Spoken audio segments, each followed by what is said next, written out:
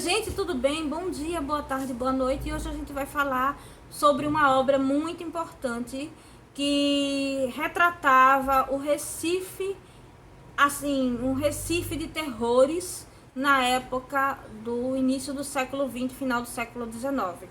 Estamos falando de O Recife Sangrento, que é um livro que eu não tenho ele, o original eu tenho algumas cópias, né, dele em xeroxes, né, mas é um livro muito raro. E vamos falar de uma pessoa, uma figura que é citada nesse livro, né? Digamos assim, que Recife também tem sua Helena de Troia, e a nossa personagem que a gente vai falar hoje, o nome dela era Laura Passos Guimarães, ou como era conhecida, Laura Cemitério.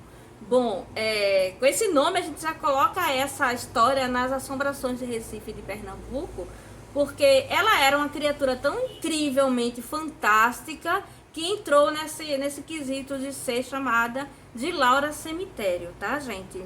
Então, no começo nesse tempo, né, que Laura vivia no Recife, que é mais ou menos no começo do século XX, final do século XIX, era muito comum ter pela cidade o que a gente chamava de facções de capoeiras, né? Ou os chamados brabos. O que era isso? Eram homens, eram tipo grupos, gangues de pessoas que elas eram extremamente violentas e elas se encontravam para brigar, né? Do mesmo jeito que, assim, as moças de família, elas faziam reuniões, elas participavam de reuniões da igreja ou na sua casa, reuniam-se para rezar o terço, para fazer a ladainha ou para representar num teatro popular de casa o nascimento de Jesus, né, essas coisas e peças sacras, que isso acontecia nas casas de família. E também no fim viravam festinhas onde as pessoas conheciam umas às outras e namoravam e casavam. Isso é falado em vários livros. Também havia a parte profana da coisa, e isso acontecia nos pastoris. Os pastoris, eles não eram tão assim inocentes como a gente vê hoje em dia. Antigamente os pastoris, eles eram dançados nas praças e nas ruas por moças que elas também ofereciam seus corpos como damas de companhia, digamos assim. E os pastoris, eles aconteciam com essas moças. Elas dançavam e as suas atenções eram obtidas, né, por homens que pudessem pagar. E a Laura Passos, ela era uma dessas pastoras. Ela dançava num pastoril e outras amigas dela também dançavam. E ela era muito requisitada, porque ela era bonita, ela tinha os cabelos meio claros, assim. A imagem que vocês têm na capa do vídeo é a imagem de como ela se parecia, né? Para quem está ouvindo no podcast, ela era loura, assim, cabelo alourado, curto nos ombros, né? Ela tinha os lábios bem finos e bem delineados, ela era muito bonita. E isso atraía os homens, né? Principalmente aqueles homens do ciclo da cana-de-açúcar, que também tinham bastante dinheiro para gastar, né? E ela, desde jovem, bem cedo, ela estava sempre sendo acompanhada por esses rapazes. Por que ela recebeu o nome de Laura Cemitério? Bem, ela tinha um certo, digamos assim, encanto por fazer as pessoas brigarem por ela. Ela gostava de que os homens brigassem por ela. Então, geralmente, quando havia uma briga dessas, alguém morria. Porque sempre as pessoas estavam com faca, as pessoas estavam com armas, e as pessoas com quem ela andava eram muito violentos. Então a Laura, ela recebeu esse nome de Laura Cemitério porque ela geralmente levava algum dos seus amores do momento para o cemitério.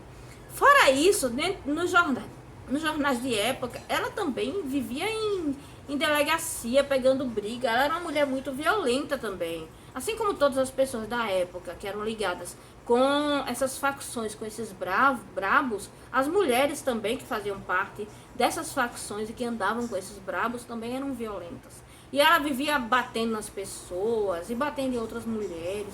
E sempre estava alguma notícia, quando aparecia o nome de Laura Passos Guimarães, estava sempre ligada a alguma coisa na delegacia, ou algum crime que ela participou, ou alguma pessoa que morreu por conta das paixões que ela despertava. Nas minhas pesquisas também sobre a Laura, eu descobri que ela passeava assim por vários estados do Brasil. Ela foi muito para o Rio de Janeiro, ela ia muito para a Bahia, onde provavelmente ela tinha homens que bancavam os seus luxos, né? Então provavelmente ela foi, digamos assim, uma cortesã do Recife, né? A gente pode chamar de cortesã porque ela se encaixa nesse padrão, né? Nesse perfil de uma mulher que gostava de causar amores violentos, uma mulher que gostava de estar sempre no centro das atenções. Então, isso sempre me remeteu a uma mulher meio cortesã, né? Então, ela ia para o Rio de Janeiro, ela tinha amantes no Rio Grande do Norte, ela tinha amantes principalmente em Salvador, que eu vi que ela viajava muito. Nas minhas pesquisas sobre a Laura, eu descobri que ela viajava muito para Bahia, então provavelmente ela tinha alguém que bancava ela lá na Bahia, e também no Mato Grosso do Sul. Então a gente começa a imaginar assim, um padrão de fazendeiros, né? Café, gado, açúcar, tudo isso ela levava os seus encantos para todo o Brasil, né? Digamos assim. Bom, gente, então hoje eu queria falar sobre a Laura, né? Acho que é interessante. E também, sim, a partir de 1911 desapareceu não aparece mais tanto falando sobre ela, porque assim, a gente sabe que a vida de uma cortesã, ela é curta, né? É só enquanto a beleza ainda está ali e tudo. E ela não deve ter envelhecido bem por conta da vida desregrada que levava. E tanto é o caso que ela veio a falecer de tuberculose. Não estava mais no auge de sua beleza e eu soube que ela faleceu de tuberculose, né? Ela foi para um asilo e lá ela faleceu de tuberculose.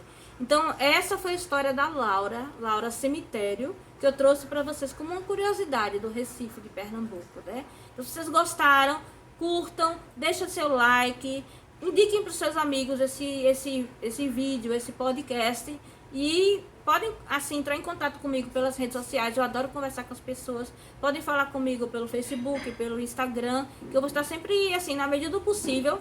Quando eu tiver um tempinho, eu vou lá responder a todas as dúvidas de vocês, tá certo? Um beijo e até a próxima.